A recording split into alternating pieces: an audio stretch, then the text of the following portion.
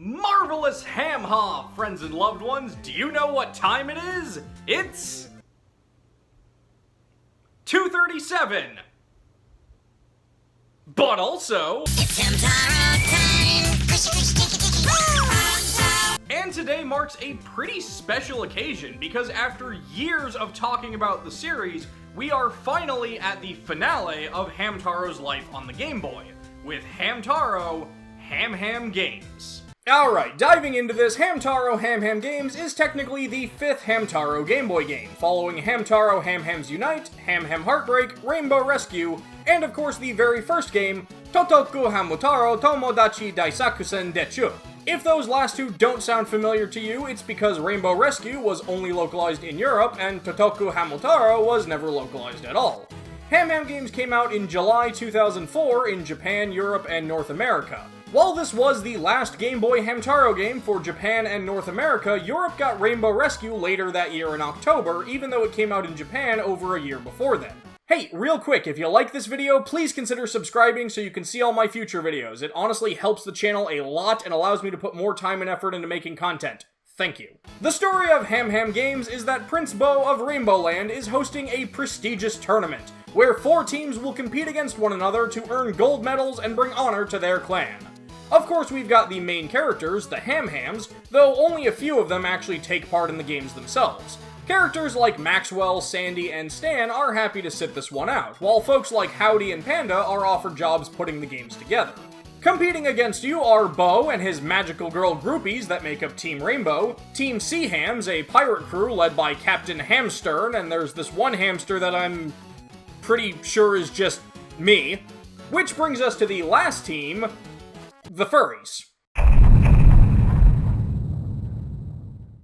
The tournament takes place across 7 days, with most days having 3 events happening in different locations.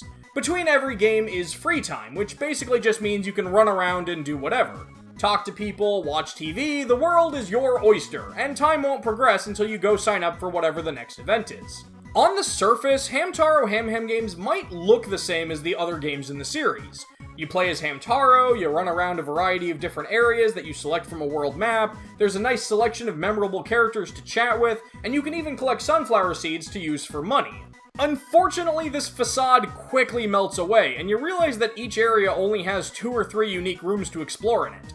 I also noticed that in this game, the camera seems much closer to Hamtaro's adorable, chubby little face, and I eventually found myself wondering if this was done intentionally to give the locations a sense of being bigger than they actually are, by only allowing us to see much less of them at any given time. Like Rainbow Rescue, HamHam Games was developed by Alpha Dream, so it still looks gorgeous, but running about and doing HamHam things just doesn't seem to hold as much weight when there's so much less to actually do. Though one thing worth spending a couple of minutes on is this Hamtaro Game & Watch game that you can find in the clubhouse. I definitely had what can be described as a perfectly suitable amount of fun with this.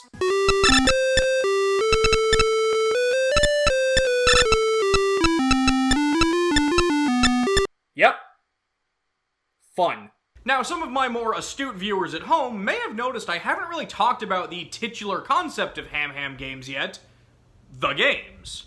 Aiding Bo in putting together this event is the Bo Bunch, 7 identically dressed baby hamsters, each wearing one of the 7 colors of the rainbow.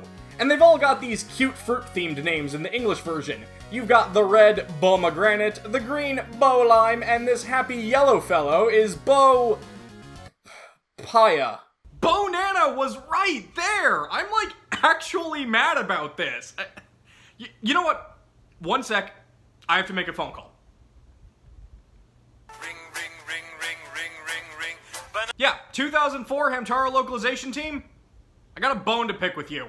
I also want to give a quick shout out to the soundtrack for being both incredibly weird and often not fitting, but also kind of awesome.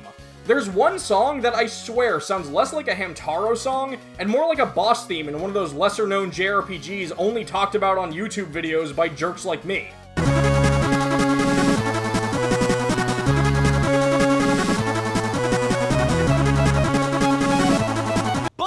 What about the actual HamHam Games? Between each game, an activity I really enjoyed was heading back to the clubhouse and watching TV, as different programs air during different time periods. There's a pretty amusing fortune-telling segment that gives you a location where your luck may be good or bad. You might find some yummy sunflower seeds, or you might just bees! So, about the game. And you'll always want to check the TV during the evening to watch the Ham Shopping Network with Mr. Matsuo,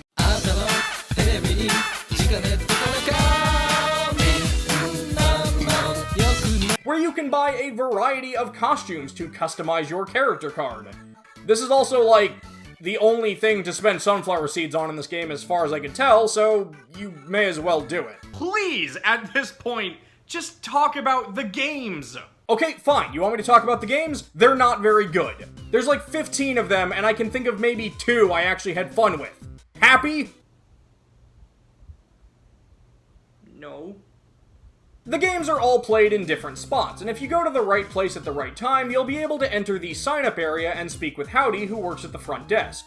You can read a brief description on how each game works, similar to something like Mario Party, and you can practice the game as many times as you like to get the hang of it before you do your one official try that will determine if you win the glorious gold, the subpar silver, the blasé bronze, or sit on the carpet of shame. I recommend practicing, because some of these games, even after reading the instructions, it took me a couple of tries to fully understand what I was actually supposed to be doing. Most of the games are super simplistic in concept, but even when I was playing on the easy difficulty, I had trouble with some of them. Like, getting the timing right on this hurdle game was way harder than it looks. And there's this weird sense of delay on the diving event that made me feel like I never had enough time to actually press all the buttons before hitting the water. One of the worst games in my eyes was actually the first one, the 100 Hammometer Dash. All you have to do is hit the button when your cursor is on the right side of the bar, but the speed of the cursor increases as you do, so it never felt like there was a good rhythm to it. I know in general I'm not that great at video games, but I'm willing to say this is at least a 50-50 split between my inherent terribleness and these games just not being very good. There's also one game that stood out to me as particularly not fun, the sailing one. Basically, you just have to mash the L and R buttons to keep your boat moving towards and around these islands and eventually cross a finish line. The fact that you have to go around island 1, 2, 3, 1, and then 3 again before you can cross the finish line felt extra pointless. It's kinda weird, because while this game felt like it took a really long time, when I double-checked my footage, the game takes less than 2 minutes, but what a dreary 2 minutes it winds up being. Also, while I'm here and while I'm at it, Cappy, I hate him.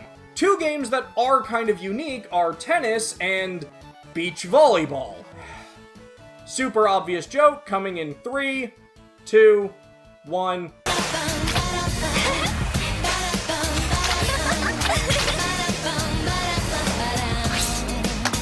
These are just super simplistic tennis and volleyball games, but they're the only games you actually play multiple rounds of on different days, since they do it more as a tournament, and I actually really sucked at the tennis game. But hey, it's not all bad. I did say there were 2 games I kinda liked, didn't I? The carrot pull is this weirdly satisfying combination of race and minigame where you try to time yanking the carrot out of the ground while running. Sure, if you just pull quickly, you'll run faster, but slow and steady wins the race, and the amount of points you get for doing it right far outweighs the bonus points you'll get for doing it fast. It's still nothing really special, but I did enjoy this one.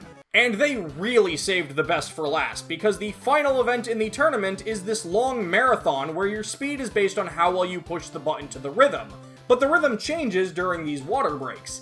I can definitely say I had fun getting into the groove of each section. This was truly a satisfying game, and I wish they all could have been on this level. At the end of the tournament, Bo announces the winner based on who collected the most gold medals across the 7 days, which I'm pretty sure will always either be you or Team Rainbow. I mean, it's definitely not going to be the furries. And then the game just kind of unceremoniously ends, which is really weird since it ended with a literal ceremony. But of course, like every other Hamtaro game, we've got post-game content. Bo unlocks a brand new side quest for us to do where we try to collect special Hamigo cards from all the different HamHams in the game, and it sounds better than it is. Basically, you just dive right into a new identical tournament of the same games in the same order, only this time you can collect Hamigo cards. See, I thought this was going to be like the invites to the Rainbow Theater from Rainbow Rescue, where each HamHam has a different requirement for giving you their card. And sure, some do, like this stuck-up hamster who will only give us her card if we have enough gold medals, but really most of them are just like, oh, you won the tournament last time? Here's my card. Honestly, I didn't even bother getting all 50. There are a lot of pointless characters in this game, like Lapis and Lazuli, who are so excited to be included in this game that they break the fourth wall, and this creepy ice fairy that literally haunts your dreams. While I was reading into some of the things you can unlock in this game, I stumbled upon something that said its unlock requirement was beat the game 5 times, and to be completely honest, I just don't want to do that. So, is Hamtaro HamHam Games bad? No, but at the same time, there's not really anything about it I would particularly recommend either. I wouldn't describe any of the minigames as being particularly fun, but slightly enjoyable at best. And the running around, talking to hamsters, and collecting sunflower seeds thing has been done far better by literally every other Hamtaro game I've played and done videos on. It's actually kind of impressive how, for me, each game in the series has just been this perfectly downward slope in terms of enjoyability. If anything, finally playing this game made me feel even sadder that Americans never got Rainbow Rescue.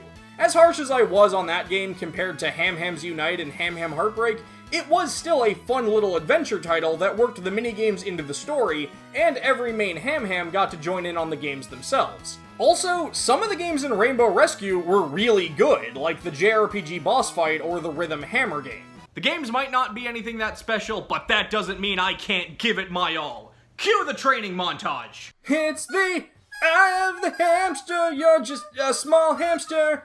Gotta learn to do things like a hamster. And you are a hamster, you are so very small, and you can learn to do lots of stuff like a hamster. I lost every single event. Let's go home.